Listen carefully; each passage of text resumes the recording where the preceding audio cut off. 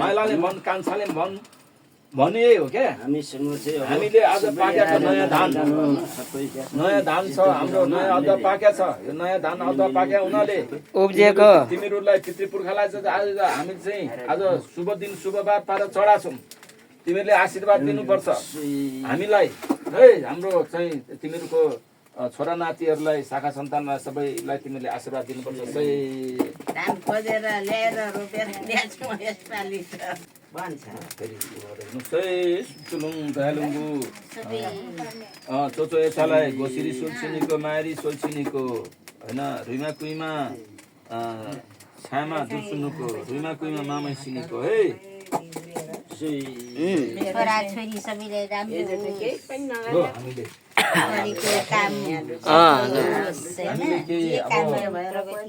भाउजूलाई आउने रहेछ त बढी हामीलाई भन्दा त धमिनलाई आउने रहेछ त अब आशीर्वाद दिनु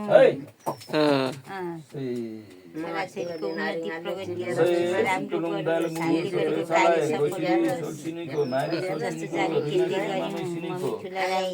छामा छामा दुसुनुको मामै सिनीको है यहाँ बिहे भएको तिमी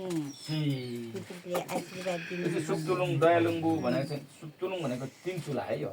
सुक्तुलुङ दयालुङ्गु भन्छ राम्रो गरौ छोरा कुलीले भनेको चाहिँ तिमीहरू सबैजनालाई यस्तै के अर्थ भन्छ क्या सबै अर्थ त मलाई थाहा छैन तर सुक्तुलुङ दयालुङ भनेको हामीले दिनु पर्यो नि पूजा गर्यौँ भन्छ नि उन्नति प्रगति होस् घरमा सुख शान्ति मिलोस् अब यहाँ सिद्धि सुन्तला राम्रो फलोस् पानी बारी नानी अनि पो हामी यसरी दिन सक्छौँ होइन अब यता चाहिँ आशीर्वाद दिनु मारिङहरुमा भन्छ सबै कुरो गरेर यी अदुवा गरेर धान गरेर सोरिङहरुमा र मारिङहरुमा छ अब कुन सोरिङहरुमा सेवा कुन पूजा मारिङहरुमा गर्नु जस्तो यो जान्छ सुक्तुलुङ हो मैले गल्ती बुझेको भएछ माफ चुला हो गर्नुले के हैन नदी यता पनि चाहिँ माग्नु अब पर्यो नि त है मारिङहरुमा त्यसरी रक्षा गरेर ल लो यो राम्रो गरिदिनु छोरी पार्वतीको नि प्रगति हुनु त्यो छोरा कुलेले राम्रो गरोस् बारी नानी सक्योस्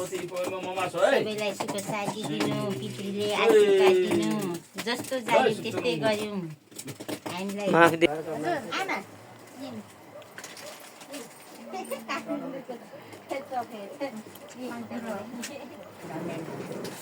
ना मन्जु ल्याऊ ल तपाईँले ल यता पनि दिनु पर्यो न